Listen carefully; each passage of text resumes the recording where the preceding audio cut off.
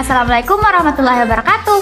Hai teman-teman, saya Reski Amalia, Program Studi Pendidikan Guru Sekolah Dasar, Fakultas Keguruan dan Ilmu Pendidikan, Universitas Sulawesi Barat. Hai, dan saya Muhammad Rafli dari Prodi Pendidikan Guru Sekolah Dasar, Fakultas Keguruan dan Ilmu Pendidikan, Universitas Sulawesi Barat. Nah, jadi teman-teman, kita akan belajar tentang pengaruh kalor terhadap perubahan suhu dan wujud benda. Kompetensi dasar 3.6 menerapkan konsep perpindahan kalor dalam kehidupan sehari-hari. 4.6 melaporkan hasil pengamatan tentang perpindahan kalor. Nah, indikator pencapaian kompetensi 3.6.1 menjelaskan pengertian perpindahan kalor. 3.6.2 mengidentifikasi cara-cara perpindahan kalor dalam kehidupan sehari-hari. 4.6.1 melakukan percobaan tentang perpindahan kalor. 4.6.2 mendiskusikan hasil pengamatan tentang perpindahan kalor. Selanjutnya kita akan masuk ke bagian pembahasan. Teman-teman, apakah kalian tahu apa itu kalor? Kalor merupakan nama lain dari panas.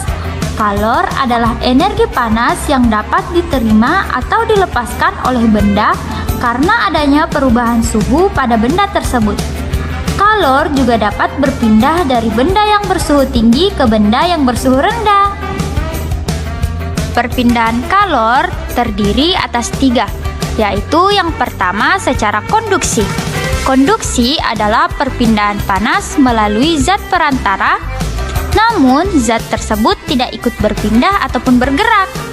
Contoh sederhananya teman-teman, saat kita membakar besi logam, walaupun hanya salah satu ujung dari besi logam tersebut yang dipanaskan, namun panasnya akan menyebar ke seluruh bagian logam sampai ke ujung logam yang tidak ikut dipanasi.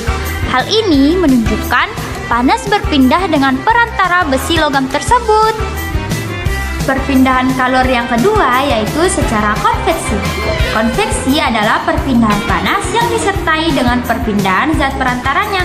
Perpindahan panas secara konveksi terjadi melalui aliran zat. Contohnya adalah proses mencarinya es batu yang dimasukkan ke dalam air panas. Panas pada air berpindah bersamaan dengan mengalirnya air panas ke es batu. Panas tersebut kemudian menyebabkan es batunya meleleh. Perpindahan kalor yang ketiga yaitu secara radiasi. Radiasi adalah perpindahan panas tanpa melalui perantara. Untuk memahami ini dapat kita lihat di kehidupan kita sehari-hari. Ketika matahari bersinar terik pada siang hari, maka kita akan merasakan gerah atau kepanasan.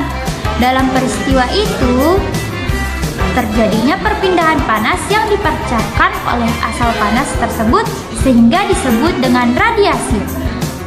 Nah, selain dari perpindahan kalor, kalor juga dapat mengubah suhu suatu benda. Nah, misalnya air panas memiliki suhu yang tinggi, air dingin memiliki suhu yang rendah. Apabila kedua kondisi suhu tersebut dicampur, akan diperoleh suhu yang baru pada air. Perubahan suhu terjadi karena panas dari suhu air yang lebih tinggi berpindah ke air yang suhunya lebih rendah. Suhu rendah meningkat karena menerima panas dari suhu yang tinggi. Nah teman-teman, selanjutnya yaitu perubahan wujud zat. Perubahan wujud zat adalah perubahan termodinamika dari satu fase benda ke keadaan wujud zat yang lain. Perubahan wujud zat ini bisa terjadi karena peristiwa pelepasan dan penyerapan kalor. Perubahan wujud zat terjadi ketika titik tertentu tercapai oleh atom atau senyawa zat tersebut yang biasanya dikuantitaskan dalam angka suhu. Misalnya, air untuk menjadi padat harus mencapai titik bekunya dan air yang menjadi gas harus mencapai titik didihnya. Nah, teman-teman, selain itu, ada beberapa jenis perubahan wujud zat. Yang pertama yaitu membeku. Membeku adalah peristiwa perubahan wujud air menjadi padat. Dalam peristiwa ini, zat melepaskan energi panas. Contoh peristiwa membeku yaitu air yang dimasukkan dalam freezer akan menjadi es batu. Selanjutnya yang kedua yaitu mencair. Mencair adalah perubahan wujud zat dari padat menjadi air. Dalam peristiwa ini, zat memerlukan energi panas.